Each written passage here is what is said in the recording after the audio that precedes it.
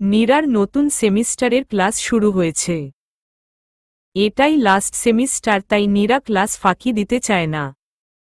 এবার ঢাকায় আসার পর নীরার জীবনের রুটিন বেশ খানিকটা চেঞ্জ হয়েছে। আগে কর্তব্যের খাতিরে মোর্শেদের কাজগুলো করত, কিন্তু আজকাল যত্নের সাথে করে। শুধু কি যত্ন, সাথে একটু ভালোবাসা কি নেই? নীরা বেশ ভাবে বিষয়টা নিয়ে। ভাবনার কারণ হল মোর্শেদের নীরবতা। নীরা যত যাই করুক, মোর্শেদ কোনো কিছুতেই আগের মতো উচ্ছ্বসিত প্রশংসা বা সাড়া দেয় না। সকালে উঠে নিজের মতো খাওয়া দাওয়া করে অফিসে চলে যায়। সন্ধ্যায় কখনো কখনো বাড়ি ফিরলে চুপচাপ টেবিলে রাখা খাবার খেয়ে নেয়, কখনো কখনো খায় না, বলে খেয়ে এসেছে। নীরাও আর কথা বাড়ায় না। অবিশ্বাস্য হলেও সত্যি যে, এই গুরুগম্ভীর মোর্শেদকে নীরার কেমন যেন ভয় লাগে। কিন্তু সেই সাথে এত বড় বাড়িতে শুধু দুজন থাকে, তার উপর কথাবার্তা নেই, সবকিছু মিলে নীরার দমবন্ধ লাগে। গত 1 মাসে নীরা হাঁফিয়ে গেছে। আজ ভার্সিটি থেকে একটু তাড়াতাড়ি ফিরেছে, একটা ক্লাস হয়নি তাই। খুব ক্লান্ত লাগছিল, তাই কিছু না খেয়েই ঘুমিয়ে গেল। তার সেই ঘুম ভাঙল সন্ধ্যা 7টা নাগাদ। চোখ ডলতে ডলতে উঠে এসে দেখল ডাইনিংয়ে বসে কফি খাচ্ছে মোর্শেদ। ওকে দেখে একবার তাকালো, তারপর আবার মোবাইলে মনোনিবেশ করল। তুমি কখন এলে? আচমকা নীরার মুখে তুমি শুনে চমকে উঠল মোর্শেদ। নিজের অবাক ভাব লুকিয়ে কুঞ্চিত ভ্রু নিয়ে নীরাকে দেখল আপাদমস্তক। মোর্শেদের সে দৃষ্টি দেখে নীরা মিয়ে গেল। সে কি ভুল কিছু বলেছে? স্বামীকে তো মানুষ তুমি করেই বলে নাকি? বান্ধবী মল্লিকা তো সে কথাই বলল। তোর কি শরীর খারাপ? মোর্শেদের গমগমে কণ্ঠ শুনে বুক কেঁপে উঠল নীরার। না তো। কেন? হঠাৎ করে তুমি করে বলছিস যে? জ্বর টর হয়েছে নাকি? না, শরীর ঠিকই আছে। কি রান্না করব রাতে? নীরা এবার ইচ্ছে করেই সম্বোধন এড়িয়ে গেল। যা খুশি। আমার কোনো স্পেশাল রিকোয়ারমেন্ট নেই। আচ্ছা, তাহলে খিচুড়ি করি, সাথে ডিম ভাজি আর ছোট মায়ের দেয়া আমের আচার আছে। খুব মজা লাগবে। নীরা উচ্ছ্বসিত হয়ে বকবক করে। মোর্শেদ বিরস বদনে উঠে রুমে চলে গেল। নীরার কথার জবাবে কেবল ছোট করে বলল, তোর যেমন ইচ্ছে। উফ, এইটুকু রান্না করতেই নীরার 9:30 বেজে গেল। তারপর চট করে ফ্রেশ হয়ে এসে টেবিলে বসে খাবার বেড়ে মোর্শেদকে ডাকল। খিচুড়ির পাতে 2 চামচ ঘি ছড়িয়ে দিল। মনে মনে খুব করে আশা করে আছে মোর্শেদ খেয়ে ওর রান্নার প্রশংসা করবে। নীরা খাচ্ছে আর কিছুক্ষণ পর পর আর চোখে মোর্শেদকে দেখছে। মোর্শেদ নিঃশব্দে খেয়ে যাচ্ছে। নীরা না পারতে জানতে চায়। মোর্শেদের গরুর মাংস পছন্দ বলে আজ সারপ্রাইজ হিসেবে গরুর মাংস করেছে জীবনে প্রথমবার। তাও মোর্শেদ চুপ। খিচুড়ি খেতে ভালো লাগছে? হুম। আর গরুর মাংস কেমন হয়েছে? হুম। নীরা এবার রেগে গেল। কি হুম হুম করছিস কখন থেকে? এত কষ্ট করে রান্না করলাম, একটু প্রশংসা করতে পারছিস না? কি হয়েছে তোর? সারাদিন একা একা থাকি, বাসায় এলে আমার সাথে একটু গল্প করা যায় না? বাহ, তুমি থেকে তুই স্বরূপে ফিরলি তবে। আর তোর সাথে কি কথা বলবো? তোর তো আমার কথা পছন্দ না, তাই তোকে বিরক্ত করি না। নিজের ব্যবহারে মনে মনে লজ্জিত হল নীরা। এতদিন মোর্শেদ ওর আগে পিছে ঘুরেছে, তখন ও মোর্শেদকে পাত্তা দেয়নি, আর এখন অল্প কয়েকদিনের ভেতর নীরা হাঁপিয়ে গেল। তাহলে মোর্শেদের না জানি কত কষ্ট হয়েছে। তখনকার কথা আলাদা, এখন তো একটু কথা বলতে পারো। উফ, তোর এই তুমি করে বলাটা যেন কেমন লাগছে। দয়া তুই তুই বল। এসব আমি নিতে পারছি না। দেখা যাবে হার্ট ফেল করে পগারপার হয়ে গেছি। মোর্শেদ আকাশের দিকে ইশারা করল। বালাই ষাট, এত আজেবাজে বকিস কেন? আচ্ছা যা তুমি করে বলা বন্ধ, তবুও আমার সাথে একটু কথা বলিস। গেলাম, ঘুম আসছে আমার। সকালে আবার অফিস আছে। মোর্শেদ যেন শুনতে পায়নি এমনভাবে কথা বলল। নীরার জবাবের অপেক্ষা না করেই চলে গেল। এবার বড্ড অভিমান হল নীরার। নিজেকে কেমন যেন অনাহুত মনে হল। এদিকে মাও ঠিকঠাক মতো কথা বলে না ওর সাথে। এদিকে মোর্শেদেরও একই অবস্থা। কোথায় যাবে সে? বাবা এইভাবে চলে যে একদম ঠিক করেনি। বাবা বেঁচে থাকলে নিশ্চয়ই বুঝত ওকে। এভাবে অবহেলায় দূরে সরিয়ে দিত না। না, একটা ভুল করেই ফেলেছে ও, তাই বলে এভাবে সাজা দেবে সবাই মিলে? আর মীরাপা, সে কিভাবে পারল এত কিছু করতে? তার কি একটুও বুক কাঁপল না? দেখা হলে ঠিক ঠিকের জবাব চাইবে নীরা। আজ আর বাসায় যেতে ইচ্ছে করছে না নীরার। ক্লাস শেষে মল্লিকাকে সাথে নিয়ে একটা রেস্টুরেন্টে ঢুকে হালকা খেয়ে নিল। শপিংয়ে যাবি? তুই আর শপিং? তোর কি শরীর খারাপ নাকি কে নীরা? মল্লিকা অবাক হয়। যে মেয়েকে ঠেলে ঠুলে শপিংয়ে নেওয়া যায় না সে আজ নিজ থেকে শপিংয়ে যেতে চায়। নারে, শরীর ঠিকই আছে। আসলে বাসায় যেতে ইচ্ছে করছে না। এত তাড়াতাড়ি যেয়েই বা কি করব? ওহহ, তাহলে এই ব্যাপার? ভাইয়ার সাথে সব ঠিকঠাক হলো তোর? কোথায় আর হলো? আগে আমার সাথে সারাক্ষণ লেগে থাকতো আর এখন আমার দিকে ফিরে তাকানোর সময় হয় না। আমার কি মনে হয় জানিস, ভাইয়া ইচ্ছে করেই এমন করছে। তুই হয়তো একটু বেশিই কষ্ট দিয়ে ফেলেছিস ভাইয়াকে। হুম, তা তো দিয়েছি, মনে মনে বলল নীরা।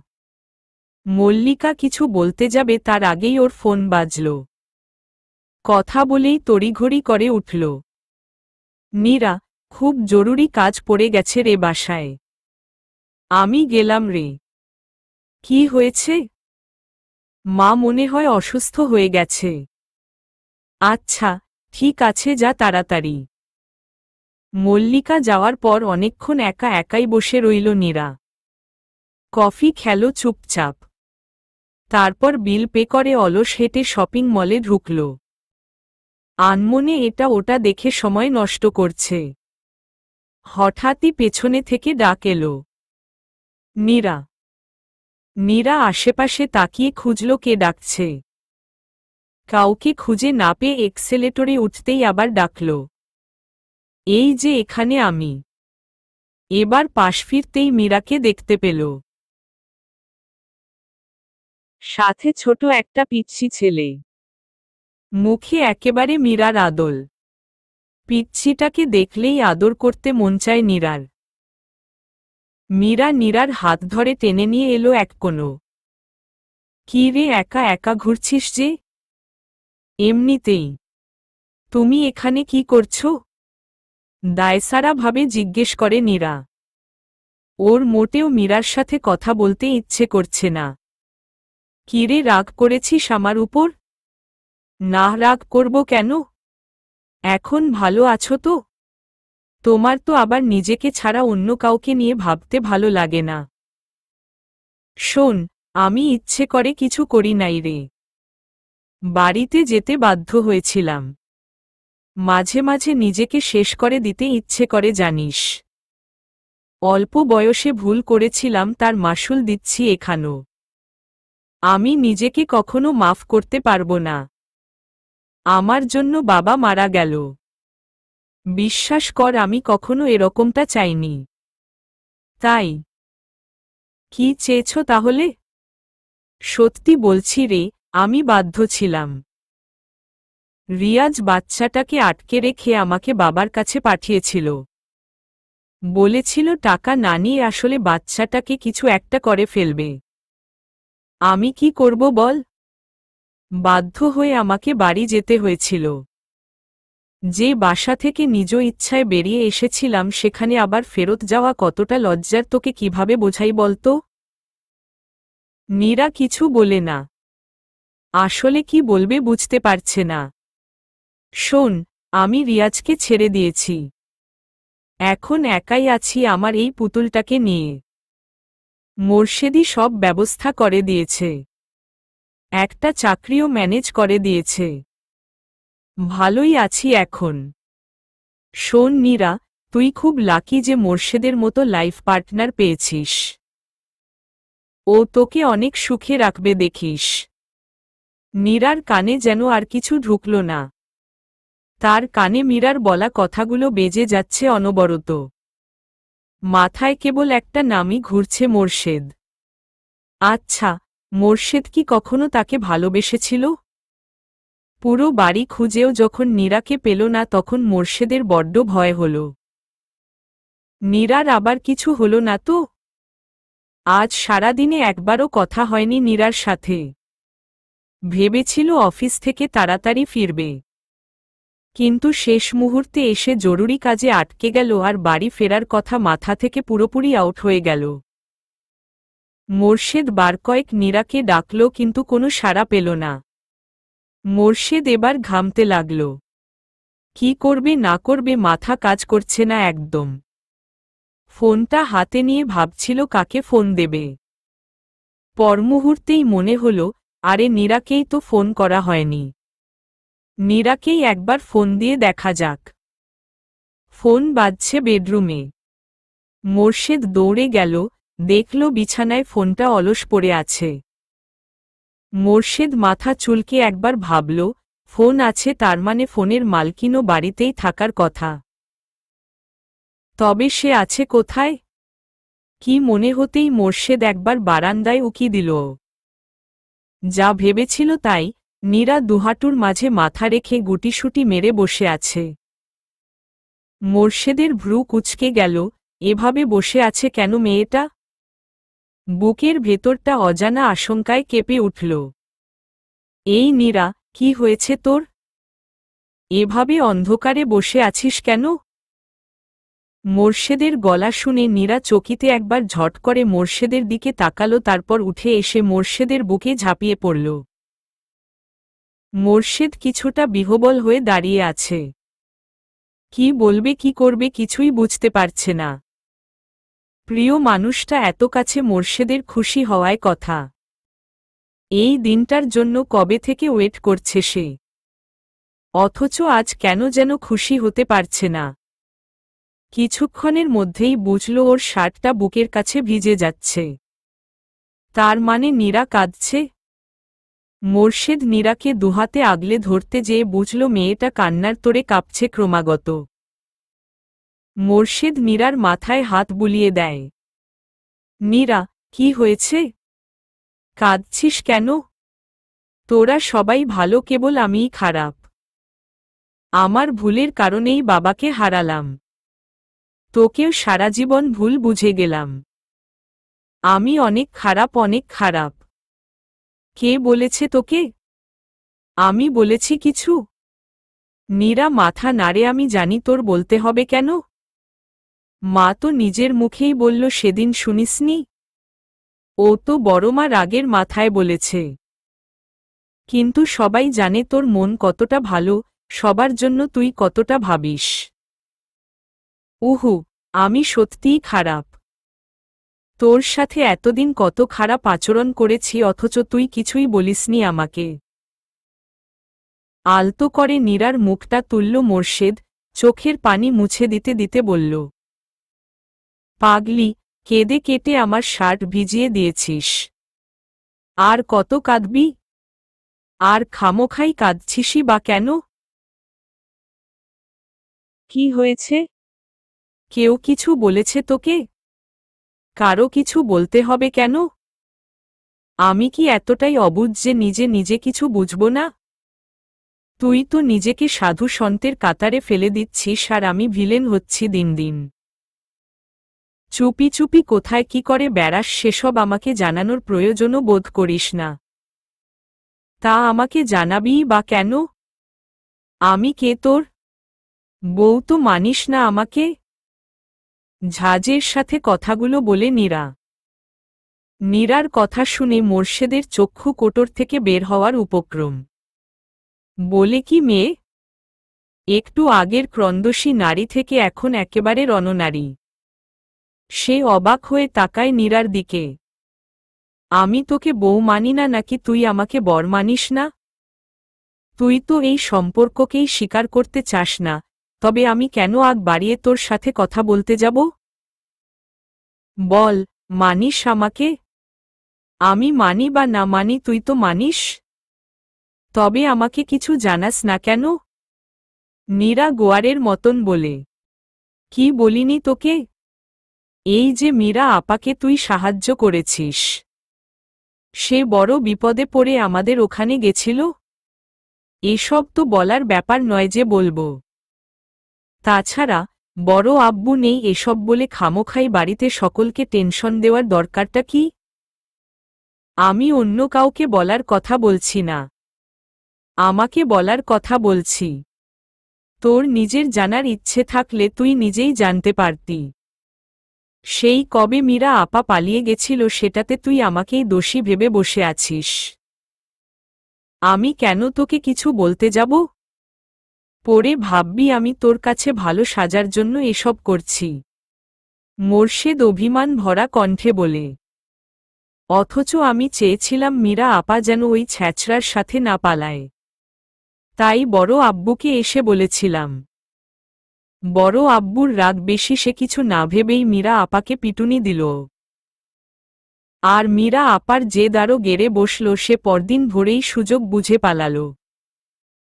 এতে আমার কি দোষ সেটা বল? নীরা ভারী লজ্জা পেল মোর্শেদের কথা শুনে। সে মোর্শেদের বুকের ভেতর আরেকটু সেধিয়ে গেল।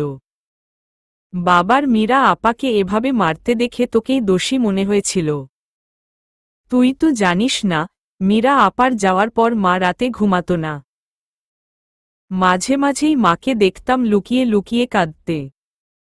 আর বাবা কেমন চুপচাপ হয়ে গেছিল দেখেছিস তো? সেই রাগী মানুষটাকে আর খুঁজে পাইনি কখনো। দেখেছি বলেই তোর সাথে বিয়েতে আমি আপত্তি করিনি।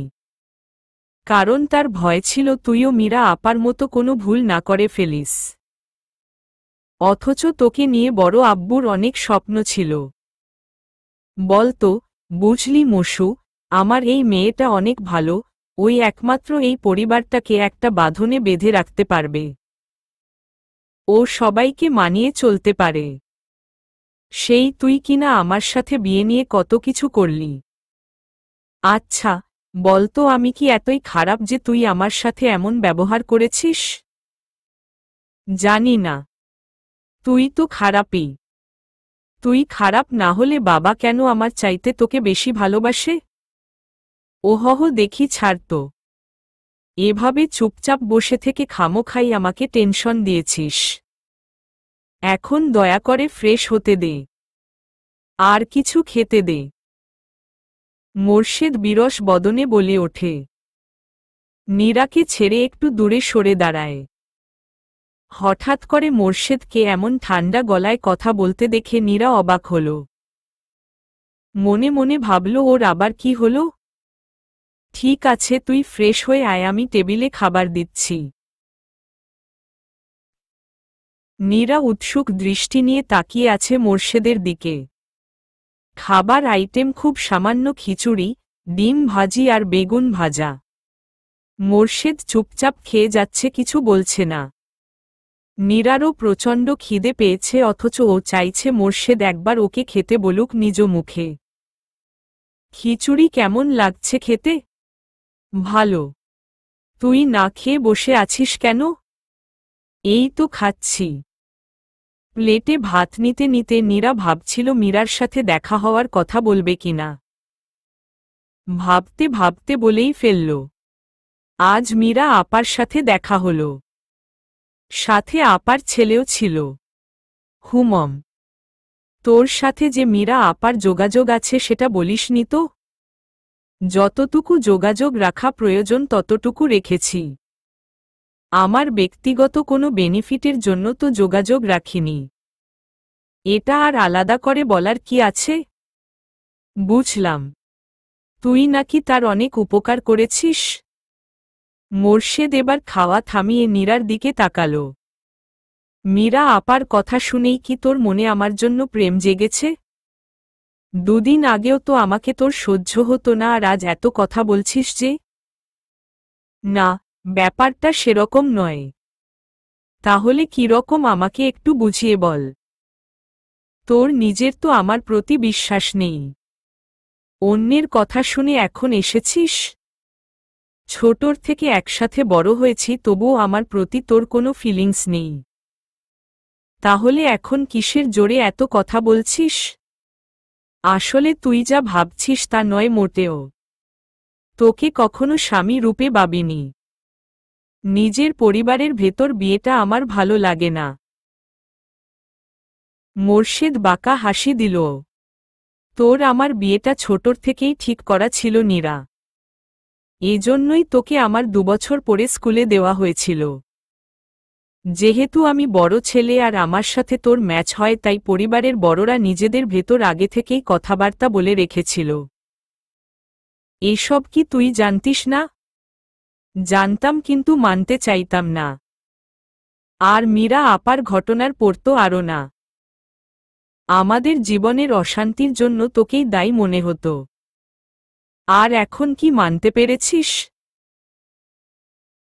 নেহাত আমি বড় আব্বুকে খুব ভালোবাসি, তাই তোর সব বাজে ব্যবহার সয়ে গেছি। ও হ্যাঁ, আরও একটা কারণ আছে। ছোটর থেকেই তোকে বউ ভেবেছি নিজের, তাই মনের অজান্তেই তোকে ভালোবেসে ফেলেছিলাম।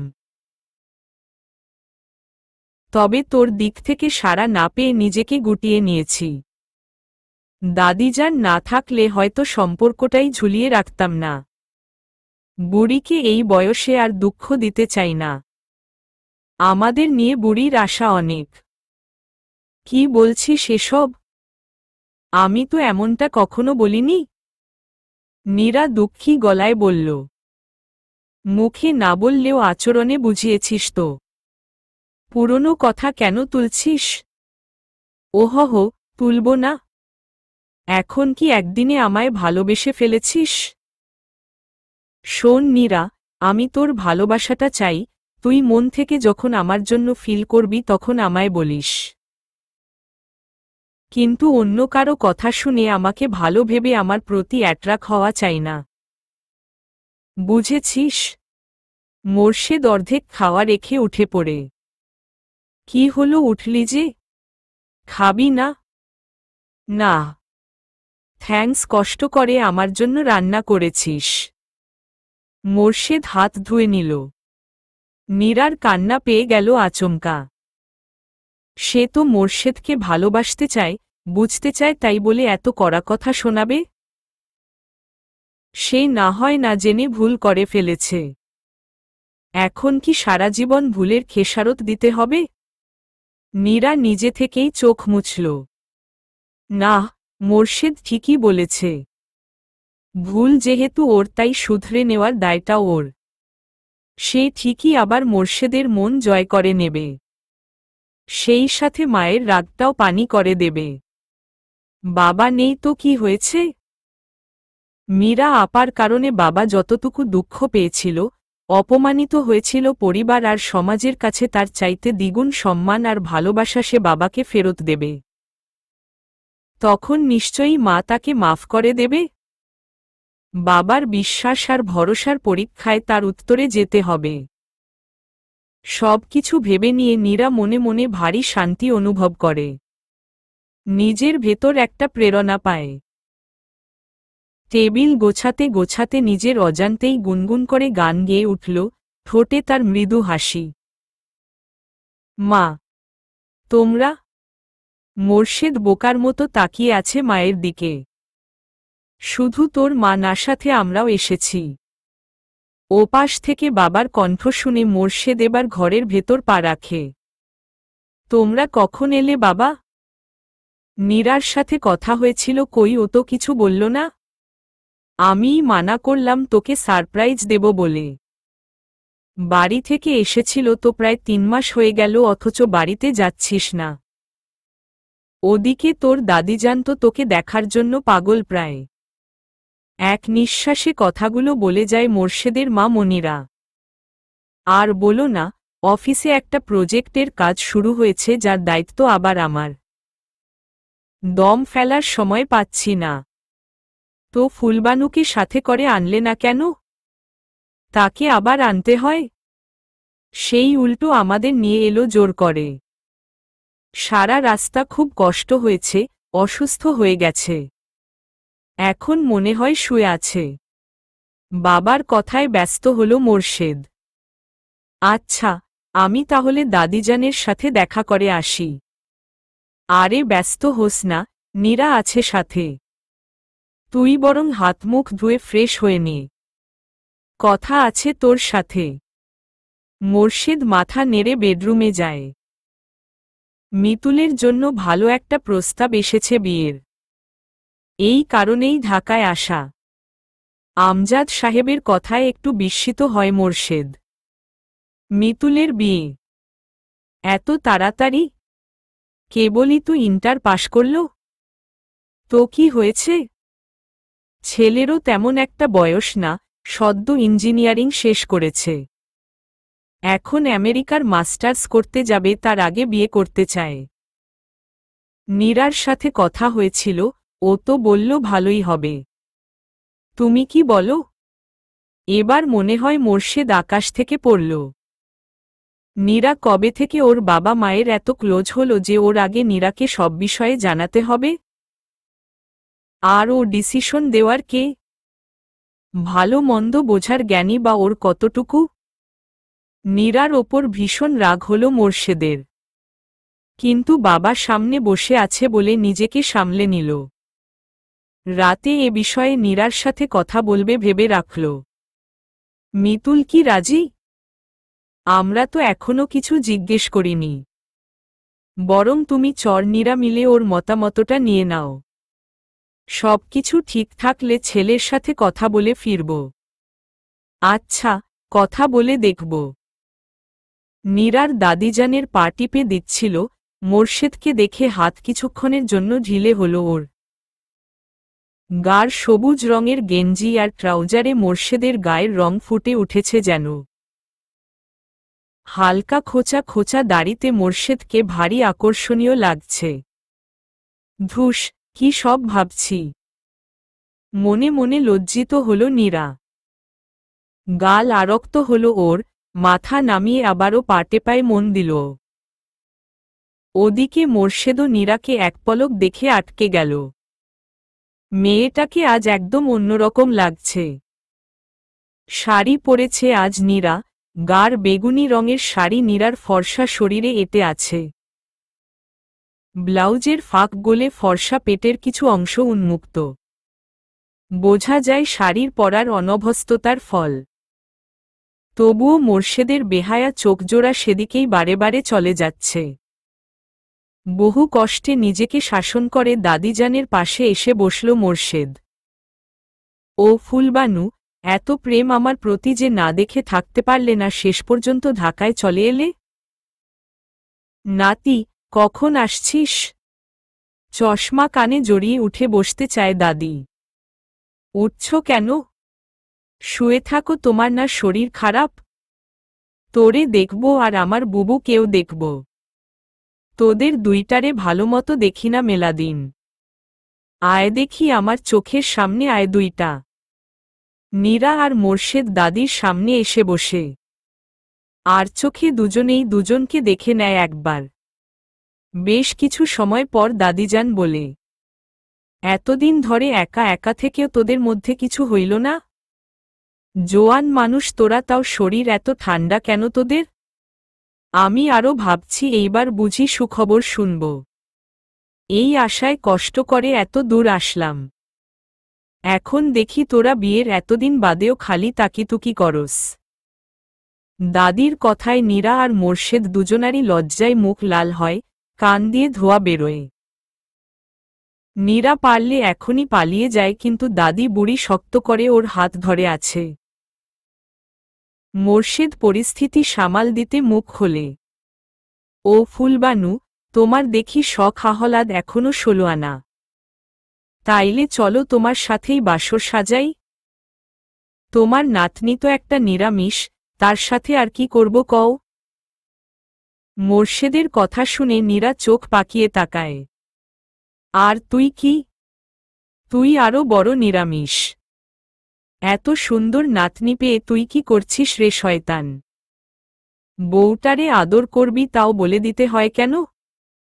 আহ, দাদিজান এসব কি বলো? আমি কিন্তু চলে গেলাম। নীরা উঠতে নিলেই ফুলবানু নীরার হাত চেপে ধরল। এই দেখো, তোমার কথা শুনেই সে পালাই পালাই করতেছে, আর আমি যদি কাছে যাই তাহলে তো আমাকে তো খুনি করবে। ঈশ্বস, এতই সহজ? মেয়ে মানুষ আদরে সোহাগে একটু লজ্জা পাইল ওমন করেই তা বলে তুই চেষ্টা করবি না? পুরুষ হবে সাহসী, তোর দাদাজানের মতো, বুঝলি? এহহ, কথায় কথায় খালি দাদাজানকে টানা। আমরাও কম না, সুযোগ পাইলে দেখাই দিবনে, বুঝলা বুড়ি? আচ্ছা, দেখি তো কেমন দেখাইতে পারিস। আমার চোখের সামনে আমার নাতনিকে চুমা দে দেখি। আমিও একটু দেখি তুই কেমন আদর পারস। কি হচ্ছে এসব দাদিজান? তোমার একটুও লজ্জা নাই? ছাড়ো আমাকে। নীরা মুখে কথাগুলো বলল আর মনে মনে বলে ধরনী দ্বিধা হও। তার গাল এতই লাল হয়েছে যে মনে হচ্ছে এখনই তা ফেটে যাবে। তার নাকের ডগা ঘামে চিকচিক করছে। সে দাদির হাত থেকে নিজের হাত ছাড়িয়ে দৌড়ে বেরিয়ে গেল রুম ছেড়ে। এদিকে ফুলবানু হেসে গড়িয়ে পড়ছে। বুবু সত্যিই শরম পাইছে। তুমি বুড়ি আচ্ছা বদ। কি দরকার ছিল এত খারাপ খারাপ কথা বলার? সব সময় জোর জবরদস্তি চলে না, বুঝলা? তোমার নাতনিকে আমি ভালোবাসি। ও যখন আমাকে ভালোবাসবে তখনই কাম সারা হবে, বুঝলা? মোর্শেদ দাদিকে জড়িয়ে ধরে। শোন বোকা, ওরে আজ অন্যরকম লাগছে আমার কাছে। আগের মতো খেউ খেউ করল না। মানে বুঝোস? ও তোরে মেনে নিতেছে। নিলে তো ভালোই। রাতে খাওয়া দাওয়া শেষে রুমে এসে শুয়েছিল মোর্শেদ। মনে মনে খুব করে অপেক্ষা করছে নীরার জন্য। মেয়েটা দাদির ঘর থেকে আসার পর থেকে ওর চোখের আড়ালে থাকছে। খাবার টেবিলে নীরা খেতেই বসেনি ওদের সাথে। ও নাকি পড়ে খাবে। মোর্শেদ ঘড়ি দেখল, রাত বাজে 1টা, এখনো নীরা এলো না। মোর্শেদ একবার দরজা খুলে উকি দিল, আবারও রুমে ফিরে এলো। পায়চারি করতে করতে এবার ভাবল একটু খুঁজে আসবে নীরাকে। কোথায় গেল? ভাবতে ভাবতে দরজা খুলতেই নীরার সাথে মুখোমুখি। তুই কোথায় ছিলি এতক্ষণ? সেই কখন থেকে অপেক্ষা করছি তোর জন্য। আমার জন্য? কেন, আমার সাথে কি দরকার তোর? নীরা একটু তোতলায়। ভেতর ভেতর কাঁপুনি টের পায়। মোর্শেদ কি দাদির কথা মনে করে এখনো ওর জন্য ওয়েট করছে? ভয় করছে কেন ওর? উফ অফ, মোর্শেদই তো, অন্য কেউ তো না। মোর্শেদ একটু এগিয়ে এসে নীরার মুখের কাছে মুখ নিয়ে ফু দিল। তোর সাথেই তো আমার দরকার। শুনিস নাই ফুলবানু কি বলল? কি বলল? নীরা পিছিয়ে যায়, সেই সাথে মোর্শেদ আরেকটু এগিয়ে আসে। নীরার নাকের ঘাম মুছিয়ে দেয়। এত ঘামছিস কেন? আমি কি তোকে খেয়ে ফেলব? নীরা কিছু না বলে বড় বড় চোখ করে তাকিয়ে থাকে। ফুলবানুকে একটা খেলার সঙ্গী দিতে হবে তো নাকি? কিছুই বুঝিস না বুদ্ধু কোথাকার। নীরার নাক টেনে দেয় মোর্শেদ। আমি ঘুমাবো। নীরা মোর্শেদের সামনে থেকে সরে আসতে গেলেই মোর্শেদ নীরাকে ধরে ফেলে পেছনে থেকে। আজ শাড়ি পরলি যে? কি দরকার ছিল আমার মাথা নষ্ট করার? সামলাতে তো পারিস না, এই যে পেট বেরিয়ে আছে এটা দেখে তো আমার মাথা নষ্ট হয়ে গেছে। কি করব এখন? নীরা তাড়াতাড়ি পেট ঢাকতে চায়। মোর্শেদটাকে বড্ড ভয় হয়। কি থেকে কি করবে কে জানে? ভালোবাসিস আমাকে? নীরার হাত থেমে যায়। কি বলবে? নিজের মনের খবর নিজে কি ঠিকঠাক জানে নীরা? বিছানা থেকে চোখ পিটপিট করে তাকিয়ে নীরাকেই দেখছিল মোর্শেদ। চুলগুলো হেয়ার ড্রায়ার চালিয়ে শুকিয়ে নিচ্ছে। হালকা গোলাপি শাড়িতে ভারী সুন্দর লাগছে নীরাকে। মোর্শেদ অপলক তাকিয়ে নীরাকে দেখছে। আবছা আলোয় মনে হলো গুনগুন করে গান গাইছে। নীরা ঠোঁটে মৃদু হাসি ফুটে আছে। নীরার হাসি দেখে মোর্শেদের ঠোঁটেও হাসি ফুটল, মাথায় খেলছে শয়তানি বুদ্ধি। বাঁকা হাসি দিয়ে নীরাকে জ্বালানোর প্ল্যান করল। কি রে, চুল শুকাচ্ছিস যে বড়? এই সাত সকালে গোসল দিলই নাকি? মোর্শেদের কথা শুনে নীরার গাল আরক্ত হল। সে লজ্জায় না কোনো কথা বলল না, মোর্শেদের দিকে তাকাল। জানে এসব মোর্শেদ ওকে জ্বালানোর জন্যই বলছে। কি রে, কথা বলছিস না কেন? সাত সকালে গোসল দিলই কেন? ঈশোস, অসভ্য। ইচ্ছে করে আমায় লজ্জা দিচ্ছিস না? আমার ইচ্ছে হয়েছে দিয়েছি, তোর ইচ্ছে হলে তুইও গোসল দে। কেউ তোকে আটকে রাখেনি। চুলগুলো আছড়ে খোপা করতে করতে কথাগুলো বলে নীরা। যাচ্ছিস কোথায়? আয় না আরেকটু গল্প করি। হ ঢং। জাহান্নামে যাচ্ছি, যাবি? বলেই দরজা খুলে বেরিয়ে গেল নীরা।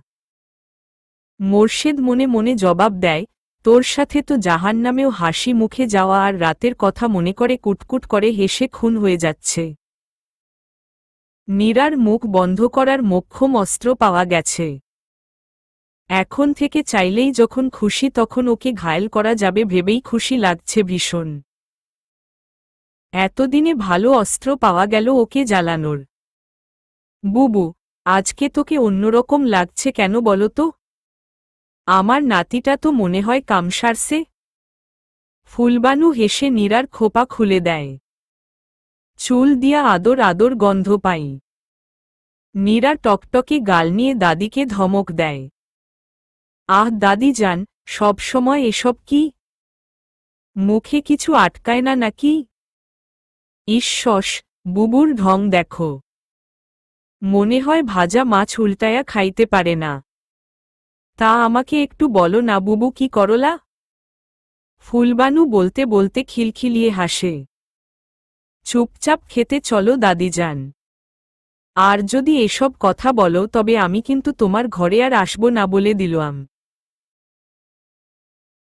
আমি তো বলবই, তোমাদের না জ্বালাইলে আমার ভালো লাগে না। ওইসব ভয় দেখায় কোনো লাভ নাই। যতদিন বেঁচে আছি তোমাদের জ্বালিয়ে যাব। পরে এই বুড়ি মরলে যাতে খুব মনে পড়ে তোমাদের। আহ দাদি যান, সব সময় নিজের মতো কেন চলো? এত আজেবাজে কথা বলো কেন? এসব বললে কিন্তু খুব খারাপ হবে বলে দিলাম। একদম কথা বলবো না তোমার সাথে। রাগ করে না বুবু? তোমাদেরকে আমি একটু বেশিই জ্বালাই তাই না বুবু? খুব বেশি। শুধু জ্বালাও না, কষ্টও দাও। মম, এখন তো এই কথা বলবাই। এখন তো তোমাকে জ্বালানোর নতুন লোক আসছে। আমাকে কি আর ভালো লাগবে? উফ অফ দাদি যান, তুমি পারো বটে। আমি কি তাই বললাম? খুব বুঝছি তুমি কি বলতে চাও। এক রাতের আদর সোহাগে দাদিকেই ভুলে গেছ। নীরা এবার ভয়েই চুপ হয়ে যায়। টেবিলে সবাই বসে আছে। পাছে দাদি চাচা চাচির সামনে বেফাস কিছু বলে ফেলে এই ভয়। দাদিকে বসিয়ে দিয়ে সবার প্লেটে পরোটা তুলে দিচ্ছিল নীরা, তখন মোর্শেদ এলো একেবারে শুটেড বুটেড হয়ে। নীরা কিছুক্ষণের জন্য যেন স্ট্যাচু হয়ে গেছে। মোর্শেদকে আর অসম্ভব রকম হ্যান্ডসাম লাগছে। চুলগুলো জেল দিয়ে পরিপাটি করে আঁচড়ানো, ফর্সা মুখে শেভ করা দাড়ির নীলাভ আবরণ ভারী আকর্ষণীয় দেখায় মোর্শেদকে। নীরার দিকে চোখ পাকায় মোর্শেদ। শেষমেশ নীরা নিজেকে সামলে নিল, কিছুই হয়নি এমন ভাব করে মোর্শেদের প্লেটে পরোটা তুলে দিল। মোর্শেদ পরোটা ছিঁড়ে এক টুকরো মুখে দিতে দিতে দাদির দিকে তাকাল। কি ফুলবানু, শরীর কেমন এখন? আমি তো ভালোই, তুমি তো মনে হয় বেশি ভালো। ফুলবানু চোখ টেপে। মোর্শেদ একবার বাবা মায়ের দিকে তাকাল, তারা দেখলেন কি? লজ্জা পেয়ে মাথা নিচু করে খেয়ে যেতে লাগল আর কোনো কথা না বলে। তখনই আমজাদ সাহেব কথা বলেন। মোর্শেদ, মিতুলের সাথে কথা বলেছিস? কি বিষয়ে বাবা? বিয়ের ব্যাপারে। আমি কথা বলেছি ছোট আব্বু। মিতুলের কোনো আপত্তি নেই। আপনারা কথা আগাতে পারেন। নীরা বলে ওঠে। আমজাদ সাহেব আর মনিরা দুজনেই খুব খুশি। খুব ভালো করেছিস নীরা, মোর্শেদ জিজ্ঞেস করলে বলতো কিনা কে জানে। মনিরা বলে ওঠে। আমজাদ সাহেব গলা মেলান। হ্যাঁ রে নীরু, সত্যি ভালো হলো। তোর কি মতো বলতো? ভালোই হবে ছোট আব্বু। ছেলেও তো বেশি বয়স না, মিতুলের সাথে মানিয়ে যাবে। বেশ বলেছিস। তাহলে কথা আগাই, কি বলিস? হুম। মোর্শেদ অবাক হয়ে দেখে একদিনেই নীরা বেশ গিন্নি হয়ে উঠেছে। নাকি আগে থেকেই এত সংসারী ছিল নীরা? ওই দেখতে পায়নি হয়তো। কি সুন্দর সবার সাথে মিলেমিশে গেছে। কি বুদ্ধিমতীর মতো কথা বলছে। মোর্শেদ মুগ্ধ হয়ে গেল। মেয়েটা এতদিনে যেন একটু একটু করে ওর হয়ে উঠছে। নীরার চোখে চোখ পড়তেই নীরা ইশারায় জিজ্ঞেস করল, কি হয়েছে? মোর্শেদ মাথা নেড়ে না করে। নীরা যেন কিছু একটা বুঝতে পারে। বুঝতে পারে মোর্শেদের না বলা কথাগুলো। দুজনই যেন দুজনার অব্যক্ত কথাগুলো বুঝে ফেলছে, কারোরই মুখে বলার প্রয়োজন পড়ছে না। এত লোকের মধ্যে থেকেও দুজনে নীরবে একে অপরের সাথে মনে মনে কথা বলে চলেছে। কেউ না বুঝলেও ফুলবানু তার দুর্বল চোখ দিয়েও ঠিকই বুঝে গেলেন এই দুজনার গোপন খবর। চুলগুলো কি তার এমনিতেই পেকেছে? ফুলবানু দুজনের দিকে তাকিয়ে মুচকি মুচকি হাসেন আর ওদের জন্য মনে মনে আশীর্বাদ করেন, এই দুটিকে সুখে রেখো আল্লাহ। সারা জীবন যেন এরা দুজন দুজনার থাকে। বছর কয়েক পর অফিস থেকে ফিরেই কোনো কথা নাই, সোজা ছেলেকে নিয়ে খেলতে নামে মোর্শেদ। ছেলে পেটে আসার পর দাদিজান অসুস্থ হল, তার কারণে নীরা আর মোর্শেদ ঢাকা থেকে শিফট হয়ে বগুড়া সেটেল হল। ছেলের বয়স 5 বছর, পরিবারের সবার নয়নের মণি। নীরা ওর নামও রেখেছে মণি। ছেলেটাও এমন বাপ নেওটা হয়েছে, মোর্শেদকে দেখা মাত্রই কোলে না নেওয়া পর্যন্ত কাঁদতে থাকে। আজও তার ব্যতিক্রম হল না। নীরা ভ্রু কুঁচকে কিছুক্ষণ বাপ ছেলের খেলা দেখল। কপালে চিন্তার ছোঁয়া, মোর্শেদ কথাটা কিভাবে নেবে আল্লাহই জানে। তবুও বলতে তো হবেই। মৃত্যুর আগে দাদিজানকে কথা দিয়েছে যে এই পরিবারের সব ভালো মন্দ বিষয় ওরা আগলে রাখবে। পরিবারের সম্মানের ব্যাপারে কোনো আপোষ করবে না, দেখভাল করবে পরিবারের। যদিও এখনও পরিবারের মাথা হিসেবে মোর্শেদের বাবা আছেন, তবুও কোথাও না কোথাও সব বিষয়ে মোর্শেদের মতামত খুবই জরুরি। বিশেষ করে ভাইবোনগুলোর যে কোনো সমস্যা মোর্শেদ আর নীরাকেই দেখতে হয়। এই তো মেঝো চাচার মেয়ে আরিশার বিয়ে নিয়ে কি ঝামেলাটাই না পাকল। তখন মোর্শেদ আর নীরা মিলে কি সুন্দর করে সমস্যার সমাধান করে দিল। বলতে গেলে হাতে ধরে আরিশার জীবন বাঁচিয়েছে দুজন। তখন থেকে বড়রাও যে কোনো সমস্যায় ওদের তলব করে। কি রে, কিছু বলবি নাকি? সেই তখন থেকে দেখছি ভ্রু কুঁচকে কিছু একটা ভাবছিস। মোর্শেদের কথায় ঘোর কাটে নীরার। হ্যাঁ, জরুরি কথা আছে তোমার সাথে। তবে এখন না, তুমি গোসল টোসল করে ফ্রেশ হয়ে নাস্তা কর, তারপর বলবো। আমি ততক্ষণে নাস্তা বানাই, মনির খাবারও রেডি করে আনি। সিরিয়াস কথা নাকি যে বলতে এত প্রিপারেশন লাগবে? মোটামুটি। তাই তোমার ব্রেন ঠান্ডা হওয়া জরুরি। কি ব্যাপার, মা বাবার শরীর ঠিক আছে তো? বড় মা? নাকি রাতুল আবার কিছু করল? মিতুলের কিছু হলো? আরে বাবা থামো তো, এত ব্রেনটাকে প্রেশার দিও না। বলবো তো বললাম। তাহলে কি আমাদের নতুন কোনো খবর আছে? মোর্শেদের মুখে বাঁকা হাসি। উফ অফ, এত অস্থির তুই। বাজে না বকে গোসলে যা। মনিকে মায়ের কাছে দিয়ে আসিস, আমি গেলাম। নীরা দৌড়ে বেরিয়ে গেল ঘর থেকে। আর কিছুক্ষণ থাকলে মোর্শেদ আরও কি বলবে কে জানে। পেছনে থেকে মোর্শেদের হো হো করে হাসির আওয়াজ এলো। নীরা ওকে প্রাণপণে তুমি বলার চেষ্টা করে, কিন্তু রেগে গেলে কিংবা মুরব্বি কেউ কাছে না থাকলে স্বভাবসুলভ তুই চলে আসে ওর মুখে। বাচ্চার সামনে তুই তোকারি করে না, এতে নাকি বাচ্চার ওপর খারাপ প্রভাব পড়বে, এটাও অবশ্য মুরব্বিদের কথা। শোন, ছোট চাচা এসেছে বিকেলে। জানি, আমায় ফোন দিয়েছিল। ওহহ। আর কিছু বলেছে? কেন, আরও কিছু বলার ছিল নাকি? মোর্শেদ খেতে খেতে মুখ তুলল।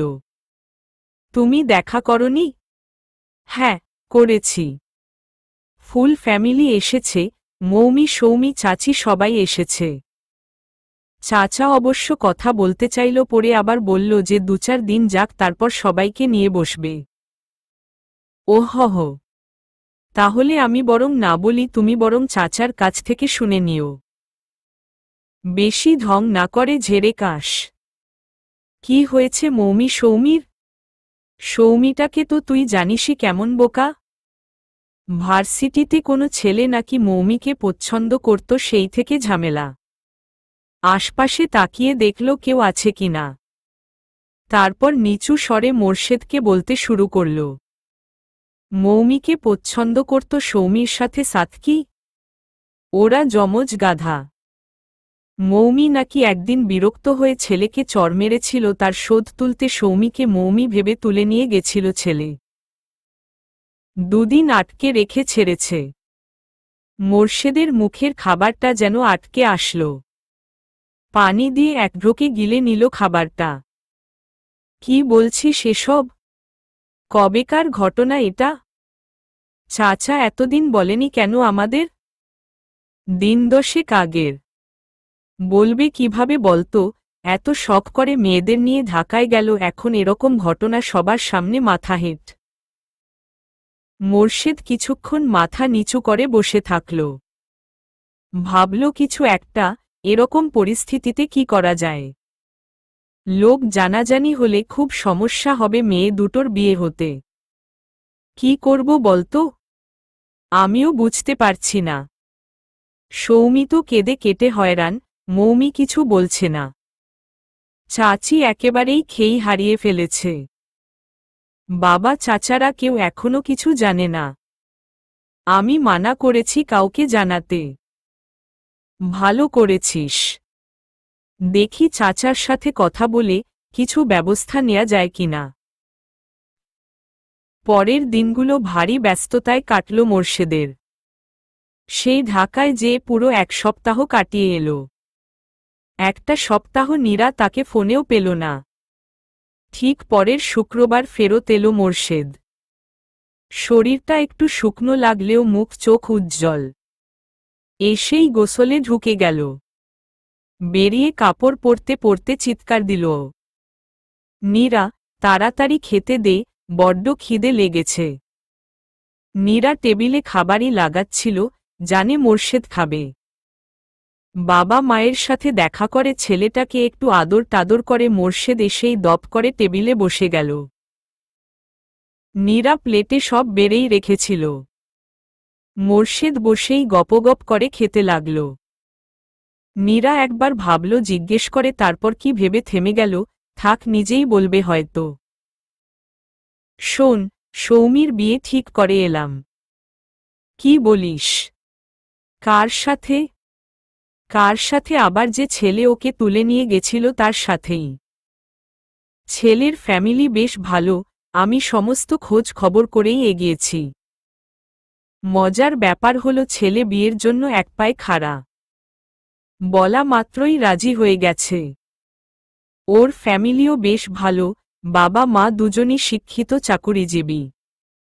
একটা মাত্র ছেলে তো, জেদি আর বেয়ারা হয়েছে একটু। তবে এমনিতে ভালোই মনে হলো আমার। মানে সত্যি সত্যি বখাটে নয়। আমাদের পরিচয় পেয়ে ওরাও আর আপত্তি করেনি। বখাটে তো বখাটেই, তার আবার সত্যি মিথ্যা কি রে? সৌমি কি রাজি হবে ওই ছেলেকে বিয়ে করতে? রাজি না হয়ে কি করবে? ওর কাছে আর কোনো অপশন আছে নাকি? কি যে বলিস না তুই। শোন, আর একটা কথা, মৌমিকে আর ওই ভার্সিটিতে পড়ানো যাবে না। ওকে অন্য কোথাও পড়তে হবে। সে ব্যবস্থাও করে এসেছি। এই জন্যই তো এতদিন দেরি হলো রে বউ। রাগ করেছিস বউ তোকে ফোন করিনি তাই? মোর্শেদ নীরাকে জড়িয়ে ধরল। গালে গাল ঘষে দিল। আদরে এতটুকুন হয়ে মোর্শেদের বুকে মিশে গেল নীরা। খুব চিন্তা হচ্ছিল তোমাকে নিয়ে। একটা খবর দেবে না? এমন করো কেন বলো তো? তুমি খুব স্বার্থপর বুঝলে। নীরা ঠোঁট ফুলিয়ে বলে। আজ তোকে একটু অন্যরকম লাগছে কেন রে? আমি এসেছি এই খুশিতে নাকি? আজ কিন্তু খুব আদর দেব তোকে। এতদিন দূরে ছিলাম, আজ কোনো ছাড়াছাড়ি নাই। উফ অফ, এত অসভ্য কেন তুমি? সব কথা মুখে বলতে আছে? আজব একটা মানুষ। মোর্শেদ নিবিড় করে জড়িয়ে ধরে নীরাকে। চুলে মুখ ডুবিয়ে ঘ্রাণ নেয়। নাক মুখ ডলে দেয় নীরার ঘাড়ে চুলে। নীরা শিউরে উঠল। অদ্ভুত ভালো লাগায় মুখ চোখ লাল হল। কিছু বলতে চেয়েও পারল না। মোর্শেদের দখলে নীরা। দুজনের নীরব ভাষায় ভালোবাসার আদান প্রদানে ব্যস্ত।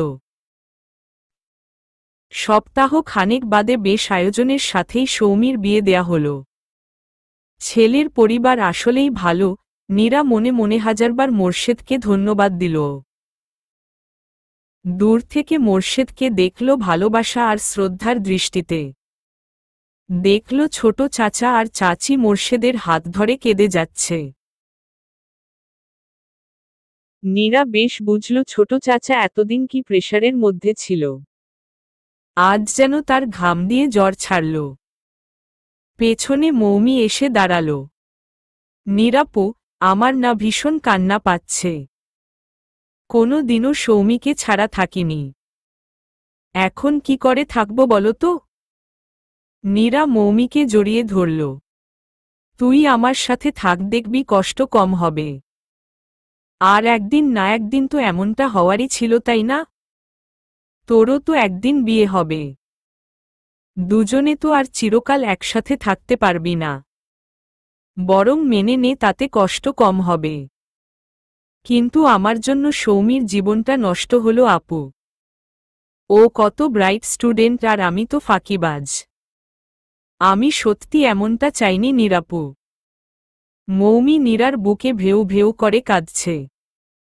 ওর জীবন কেন নষ্ট হবে, বোকা? ওর ভালোর জন্যই তো তোর ভাইয়া ওর বিয়ে দিল। এখন ও নির্দ্বিধায় পড়ালেখা করতে পারবে। তুই এক ফোঁটাও ভাবিস না এটা নিয়ে। যা হয়েছে সবার ভালোর জন্য হয়েছে। এসব নিয়ে ভাবনা বন্ধ কর। দূর থেকে মোর্শেদ ইশারায় জিজ্ঞেস করল কি হয়েছে। নীরা ওকে আশ্বস্ত করে যে কিছু হয়নি, সব ঠিক আছে। ভালোয় ভালোয় সৌমির বিয়ের আনুষ্ঠানিকতা শেষ হল। সারাদিনের দৌড়াদৌড়িতে ব্যস্ত নীরার ভীষণ টায়ার্ড লাগছিল আজ। একেবারে গোসল করে নিয়ে একটু শুয়েছিল ঘর আধার করে। চোখ দুটো ঘুমে বুজে আসছিল, তখনই পেছনে থেকে জড়িয়ে ধরল কেউ। প্রথমে আঁতকে উঠলেও পরে পরিচিত স্পর্শ টের পেয়ে নীরা আশ্বস্ত হল। কি রে, এখন শুয়েছিস যে বড়? শরীর খারাপ লাগছে নাকি? ভীষণ টায়ার্ড লাগছে, আর মাথাটাও ধরে আছে। কি বলিস? আচ্ছা দাঁড়া, মাথা টিপে দিচ্ছি। মোর্শেদ মোলায়েম হাতে নীরার মাথা টিপে দেয়। কিছুক্ষণ চুপচাপ থাকে নীরা। মনি কোথায়? বাচ্চাটাকে আজ সারাদিন কোলে নেইনি। মায়ের কাছে আছে, দেখলাম ঘুমাচ্ছে।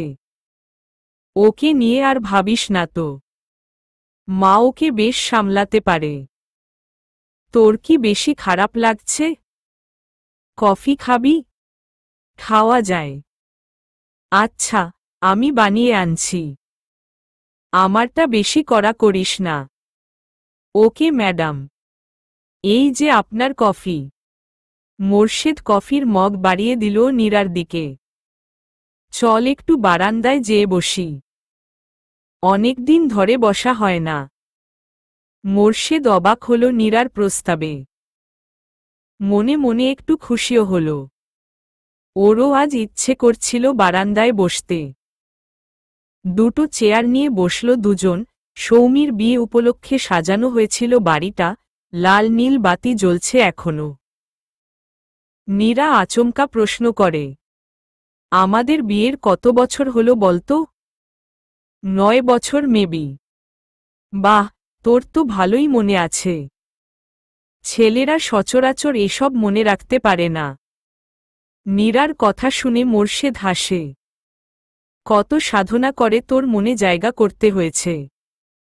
পাক্কা 9 মাস লেগেছিল তোকে আপন করতে। দিন তারিখ কিছুই ভুলিনি, সব মনে আছে আমার। তারপর মনির জন্ম, দাদিজানের মৃত্যু, তুইও কেমন পাক্কা গৃহিণী হয়ে উঠলি দিনকে দিন।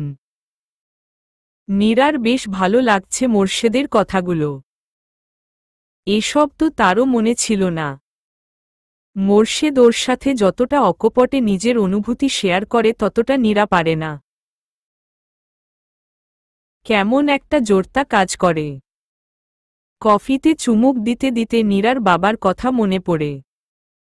মোর্শেদের সাথে বিয়ে করে ও সুখী, এই ব্যাপারটা বাবা দেখে যেতে পারলেন না। ব্যাপারটা মাঝে মাঝে খুব পোড়ায় নীরাকে। কি রে, কি ভাবছিস এত? তোর কথাই ভাবছিলাম।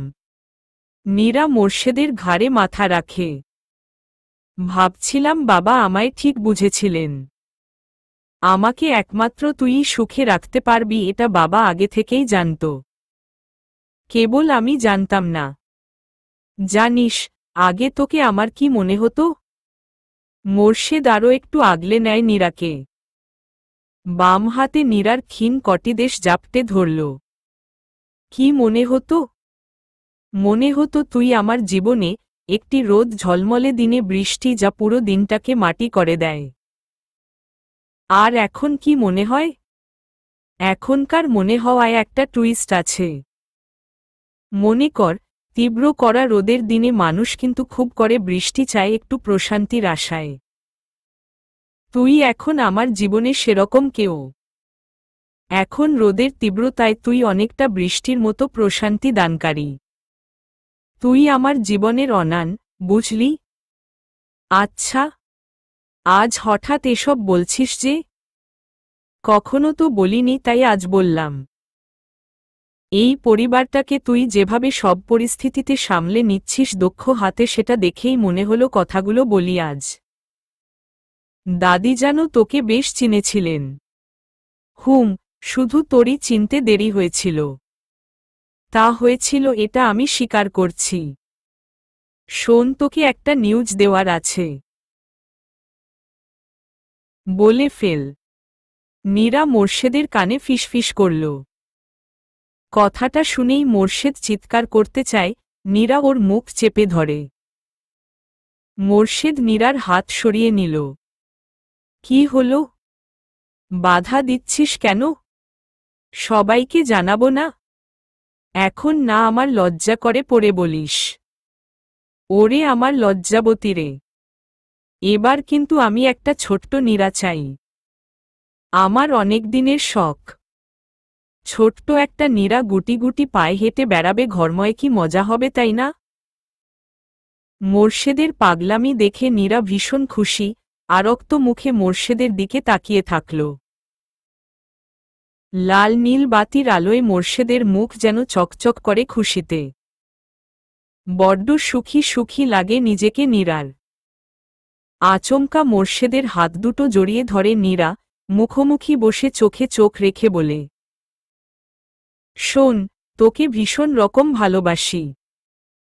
যুগে যুগে তোকেই আমার জীবন সঙ্গী হিসেবে চাই। আমার বাচ্চাদের বাবা হিসেবে তোকেই চাই। তোর সাথে বুড়ো হতে চাই। মোর্শেদের চোখ জলে ভিজে উঠল। এই রকম একটা কথা কতদিন ধরে শুনতে চেয়েছে সে। ভালোবাসি কথাটা অনেকবার বলেছে নীরা, কিন্তু আজ যেন সব অন্যরকম লাগছে। সবকিছু নতুন নতুন। মোর্শেদ আজ আর কিছু বলে না, কেবল নীরাকে বুকের ভেতর জড়িয়ে নেয়। মোর্শেদ মনে মনে বলে, আমার হার্টবিটের শব্দে বুঝে নে, তোকে আমি কতটা ভালোবাসি, কতটা চাই। বুঝে নে, তোকে নিয়েই সহস্র মাইল পথ পাড়ি দিতে পারব। পৃথিবীর আর কাউকে লাগবে না। আমি তোর জীবনে অনান হয়ে বেঁচে থাকতে চাই যুগে যুগে। মরতে চাই তোরই সাথে, সাথে না পারলেও যেন তোর আগে মরি। কারণ তোকে ছাড়া আমি কিছুই না, আমার বেঁচে থাকা অসম্পূর্ণ। সমাপ্ত।